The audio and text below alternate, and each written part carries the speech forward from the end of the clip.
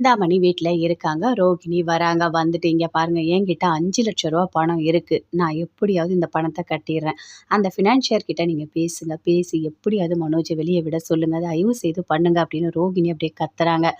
இரு ரோகிணி இதோ வரேன் அப்படின்னு சொல்லிட்டு சிந்தாமணி போறாங்க. யோசிக்கிறாங்க. இப்போ நாம எப்படியாவது வாபஸ் வாங்குனா, நாம அவளுக்கு பயந்துட்டு தான் வாபஸ் வாங்கிட்டோம் அப்படின்னு சொல்லிட்டு யோசிப்பா. ஆனா, ரோகிணி மூலியமா நாம மனோஜ வெளிய வர வச்சா நமக்கு பிரச்சனை கிடையாது அப்படின்னு சொல்லிட்டு சிந்தாமணி யோசிச்சுட்டு போயிட்டு ரூம்ல பேசுறாங்க. ஃபினான்ஷியர் அட்டெண்ட் பண்ணி பேசுறாரு.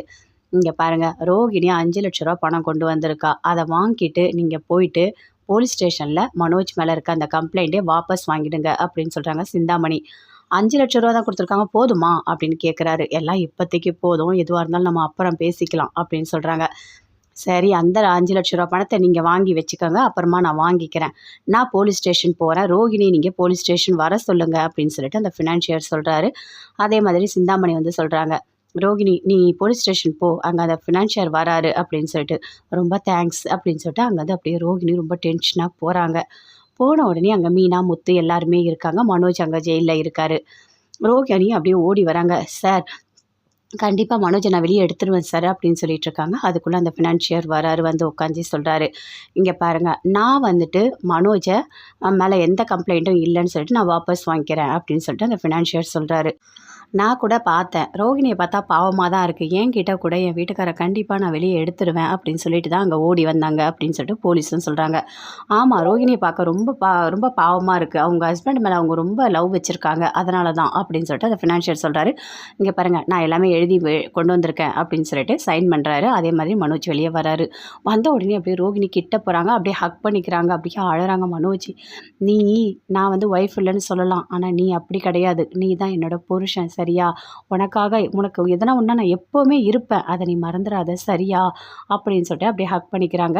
மனோஜ் அப்படியே அமைதியா இருக்காரு. மீனா, முத்து 2 பேருமே பார்க்குறாங்க. பார்க்கும்போது யோசிக்கிறாங்க.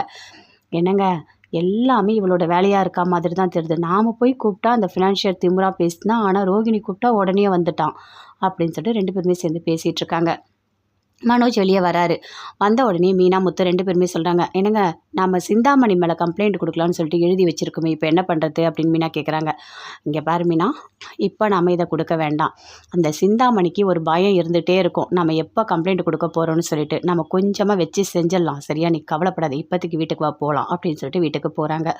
மனோஜ் வந்த உடனே அவங்க அம்மா அப்படியே விஜயா ஓடி போறாங்க. போயிட்டு நில்லுப்பா நில்லு அப்படின்னு ஆரத்திலாம் எடுக்கிறாங்க. எடுத்துட்டு நீ போய் தலை மொழிகிட்டு வா, குளிச்சுட்டு வா போ அப்படின்னு சொல்றாங்க. இவனை தான் முதல்ல தலை முழுகணும் அப்படின்னு அண்ணாமலை கோவமா கத்துறாரு. அப்பா அந்த பார்லர் அம்மா தான்ப்பா இதெல்லாம் பண்ணுச்சு அப்படின்னு முத்து மீனா சொல்கிறாங்க. ஆமாம் ஆமாம் எல்லாமே பண்ணது ரோகிணி தான். என்னை கஷ்டப்பட்டு 5,00,000 பணத்தை கொடுத்து அவள் தான் வெளியே எடுத்தா. இவங்களால ஒன்றும் பண்ண முடியல அப்படின்னு மனோஜ் சொல்கிறாரு. டேய் அப்படின்னு சொல்லிட்டு விஜயா அப்படியே மனோஜோட வாயிலேயே அடிக்கிறாங்க. என்ன ரோகிணி ரோகிணின்னு சொல்லிட்டு இருக்க? இங்கே பாரு அவள் கூட சேர்ந்து வாழலாம், அவளை இங்கே கூட்டிகிட்டு வந்து வாழலாம் இப்படின்ற எண்ணம்லாம் உனக்கு வரவே கூடாது புரியுதா? அப்படின்னு விஜயா அப்படியே கோவமாக கத்துறாங்க. நீ இப்படி கடங்காரனா ஆனதுக்கு காரணமே அவ தான் அப்படின்னு சொல்லிட்டு பயங்கரமாக விஜயா மனோஜ் அப்படியே திட்டிகிட்டு இருக்காங்க அங்கே.